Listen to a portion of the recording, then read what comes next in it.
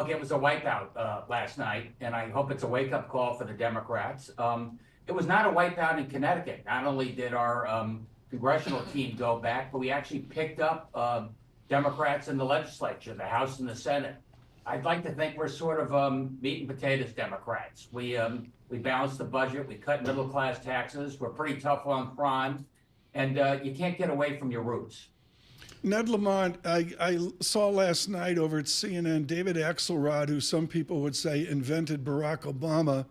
Mr. Axelrod was scathing about East Coast Democratic elites lecturing working class America and saying to them, lecturing them and almost saying to them, someday you can be like us. You fought that your entire life, coming from the advantages you had. How do we get to where Axelrod wants the Democrats to be, which is they don't lecture the working class of America? They voted for Trump yesterday.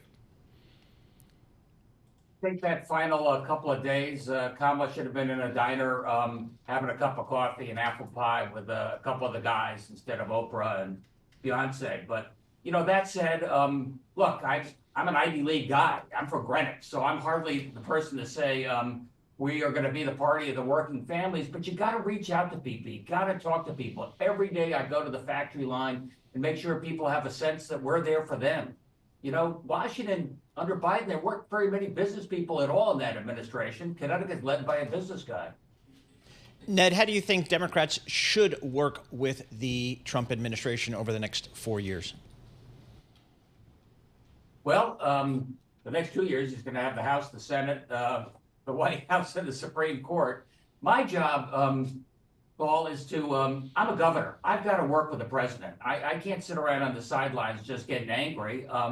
We work with the White House every day, at everything from the infrastructure bill, see if that gets continued. Healthcare is going to be probably at risk right now. We look at what happens to Obamacare and the exchanges. These are all places I've got to work very closely with the White House.